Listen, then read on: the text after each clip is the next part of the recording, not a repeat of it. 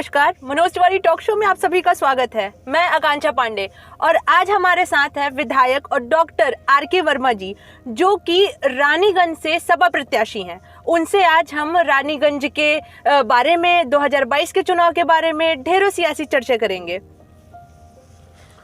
Sir, आपका बहुत बहुत स्वागत है हमारे टॉक शो में। धन्यवाद आपका भी।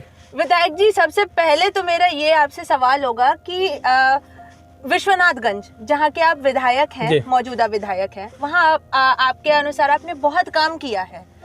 वहाँ के लोगों से आप काफी मिले जुले हैं, घुले हुए हैं, तो फिर अपनी विधानसभा छोड़ के रानीगंज क्यों चले आए? एक्चुअली ये पार्टी का निर्णय होता है। रानीगंज विधानसभा में कुछ ऐसे समीकरण बन गए थे जी, जिससे समाजवादी पार्टी ने यह निर्णय लिया कि चूंकि मैंने दो बार मैं विश्वनाथगंज विधानसभा से निर्वाचित हुआ हूँ और आज तक मेरे ऊपर कोई दाग नहीं लगा सका है, ना गुंडागर्दी का, ना भेदभाव करने का, और विकास को एक नया आयाम देने का मैंने काम किया है, जिसकी चर्चा पूरे जनपद ही नहीं बल्कि पूरे मंडल में है। सबसे ज़्यादा पुल बनाने का रिकॉर्ड हमारी विधानसभा का है और पूरे प्रदेश में तीसरे नंबर पर सबसे ज़्यादा चौड़ी सड़कें बनाने का रिकॉर्ड है। दो गवर्नमेंट डिग्री कॉलेज बनाने का रिकॉर्ड है। तो इस वजह से समाजवादी पार्टी के राष्ट्रीय नेतृत्व आदरणीय अखिलेश यादव जी ने मुझे निर्देशित किया कि आपको रानीगंज पार्टी भेज रही है और पार्टी अपने काम से भेज रही है, पार्टी जिताने, अपनी सीट जीतने के लिए भेज रही, आप वहां से जाएं। तो मैंने उस आदेश को स्वीकार किया और रानीगंज विधानसभा में चुनाव लड़ने के लिए। लास्ट मोमेंट आपको रानीगंज की सीट मिली, कितना आसान या कितना कठिन कहिए यहाँ के लोगों से मेलजोल करना, अपने ऊपर विश्वास बनवाना, कितना कठिन रहा आपके लिए? जी हाँ, इसमें कोई दो राय नहीं कि चुनौतियाँ बहुत थी इस चुनाव में और वक्त बहुत कम था और पहले जितने भी प्रत्याशी थे काफ़ी दिनों से मेहनत कर रहे थे। हमें अपने पार्टी के पुराने परिवार को भी संभालना था और नए परिवार को भी बढ़ाना था। तो चुनौतियां मेरे सामने थी, लेकिन मुझे बहुत अच्छा लगा कि रानीगंज विधानसभा के लोग भी, चूँकि मैं लोकसभा का भी प्रत्याशी रहा हूँ, लगभग प्रतापगढ़ की सभी विधानसभाओं में काम करने का मुझे अनुभव है और आते ही लोग सारी पार्टियों को छोड़ करके मेरे साथ आ गए और आज ये मैं कह सकता हूँ कि समाजवादी पार्टी का कारवां सबसे बहुत दूर निकल चुका है। अच्छा, तो क्या समीकरण आपको लग रहा है रानीगंज में समाजवादी पार्टी का? निश्चय ही समाजवादी पार्टी चुनाव जीतेगी। रानीगंज विधानसभा का आम आवाम यह चुनाव लड़ रहा है। मैं 15 दिन में अकेला यह चुनाव नहीं लड़ सकता था और निश्चय ही जैसे मुझे सहयोग मिल रहा है, सपोर्ट मिल रहा है, यह चुनाव 10 मार्च को जो परिणाम आएगा तो उसमें मिलेगा कि भारतीय जनता पार्टी और बहुजन समाज पार्टी दोनों बहुत पीछे रहे। पूर्व कैबिनेट मंत्री शिवकांत ओझा का नाराज होकर बीजेपी में चला जाना समीकरण को ऊपर नीचे नहीं करता है? देखिए, वो पार्टी का निर्णय था और उन्होंने पार्टी छोड़ी। वो एक अच्छे इंसान हैं, इसमें कोई दो राय नहीं है। अब वो राष्ट्रीय नेतृत्व का फैसला था कि किसे लड़ाना है, इसलिए उन पर मेरी तरफ से कोई कमेंट नहीं हो सकता है। वो जहाँ भी गए हैं वो अपनी मर्जी से गए हैं। खैर, इस बात पे कमेंट करिए कि कितना सही ये बात है कि अपना दल यस की वजह से आपकी एंट्री बीजेपी में नहीं हो पाई।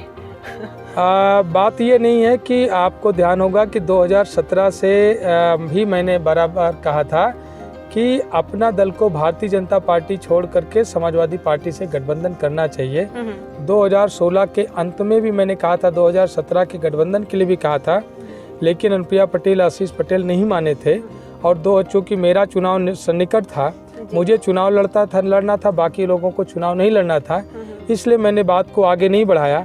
2017 का चुनाव जीतने के बाद मैं अपना दल सोनेलाल के मंच पर कभी नहीं गया, चूँकि मुझे लग रहा था कि भारतीय जनता पार्टी आम आवाम से ठगने का काम कर रही है, गरीब विरोधी काम कर रही है।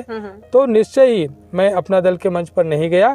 तब से मैं पार्टी को छोड़ चुका था और इसी वजह से मैंने अंतिम में अपनी विधानसभा के सभी विकास कार्य करा करके, अपने क्षेत्रवासियों की सुरक्षा सम्मान उन्हें दे करके, तब मैंने अंत में समाजवादी पार्टी को ज्वाइन किया। अच्छा, तो सर आपसे बातें बहुत सारी हमें करनी है और हमें एक इशारा भी मिल रहा है कि हमें ब्रेक भी ले लेना चाहिए, लेकिन उससे पहले हम आपसे ये जानना चाहेंगे कि आप रानीगंज में क्या समस्या देख रहे हैं, किन मुद्दों के साथ उतर रहे हैं आप चुनाव में? रानीगंज में जिन लोगों ने लोड दे करके विधायक बनाया, सबसे ज्यादा उपेक्षित वही लोग हुए और बड़ा भेदभाव यहाँ पर किया गया है। बड़े पैमाने पर बस्तियां मुझे देखने को मिल रही है जो आज़ादी के 70 वर्ष बाद भी 3 किलोमीटर मुझे कच्चे रास्ते से होकर गुजरना पड़ रहा है। बहुत सारी बस्तियां मुझे मिली जहां पर अभी रात में अंधेरा रहता है। तो चुनौतियां मेरे सामने हैं, निश्चय ही उनके साथ भेदभाव करने का काम किया गया है, मैं उस चुनौतियों को स्वीकार करके मैं वहाँ पर रोशनी की किरणें लाऊंगा और वहाँ पर विकास की धारा जरूर पहुँचाऊँगा।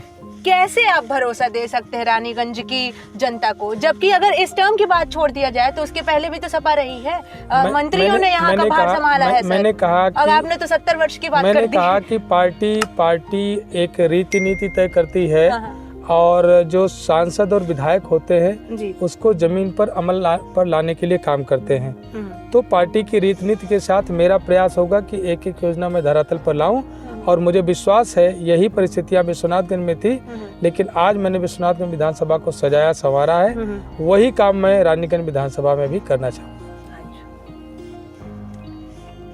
तो वक्त है एक छोटे से ब्रेक का। ब्रेक के बाद हम अपनी चर्चा को आर.के. वर्मा जी के साथ आगे बढ़ाएंगे। तब तक के लिए आप बने रहें मनोज तिवारी टॉक शो के साथ।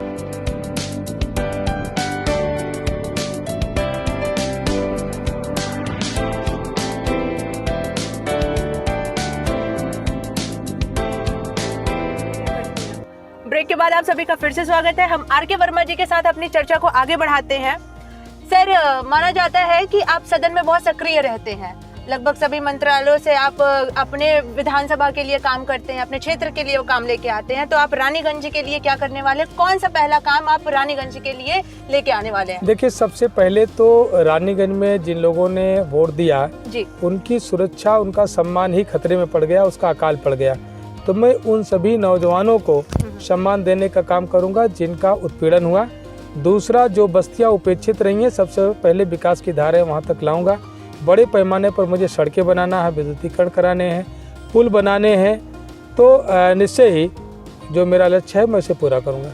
इलाहाबाद मंडल की बात की जाए तो सपा ने टिकट बांटने में अनियमितता बढ़ती है, तो आपको क्या लगता है कि इनको बहुमत मिल पाएगी इस बार की चुनाव में? देखिए, समाजवादी पार्टी पर पूरा भरोसा आम आवाम का है। भले ही टिकट में हो सकता है सबकी अपेक्षाएं पूरी ना हुई हों, क्योंकि कई पार्टियों का गठबंधन था, लेकिन समाजवादी पार्टी बड़े बहुमत के साथ 300 पार अपनी सरकार बनाने जा रही है। बात अगर मैं रानीगंज की करूं तो ऐसा माना जाता है कि यहाँ का जो प्रतिनिधित्व करता है वो कैबिनेट मंत्री बनता है। दो बातें हैं, पहली तो ये रही, और दूसरी ये है कि आपने अपना दल ये छोड़ा क्योंकि आपको मंत्री नहीं बनाया गया। तो क्या लगता है इस बार का? नहीं, मंत्री नहीं बनाया गया इसलिए मैंने नहीं छोड़ा। मंत्री नहीं बनाया गया इसलिए मैंने नहीं छोड़ा, लेकिन मैं रीति नीति से मैं नाराज हो करके जो नीतियां पिछड़ा विरोधी, गरीब विरोधी हों, उन नीतियों से परेशान होकर के मैं पार्टी छोड़ा। आज मैं समाजवादी पार्टी का सिपाही बन करके समाजवादी पार्टी की तरफ से चुनाव लड़ रहा हूँ। बाकी राष्ट्रीय नेतृत्व तो जिसको भी समझेगा वो सम्मान दे करके उसे बढ़ाने का काम करेगा। तो अपना दल यस सर इस समय बुलंदियों पे है, तो आपको क्या कभी ये बात खली नहीं कि मैंने गलत टाइम पे पार्टी छोड़ा? बहुत जल्दी धरातल पर आने वाला है। अच्छा, बुलंदियों पे तो बहुत जल्दी धरातल पे आने वाला है। ये बताइए कि सरकार कहती है कि उन्होंने कानून व्यवस्था बहुत अच्छी कर रखी है, इस पे क्या कहेंगे आप?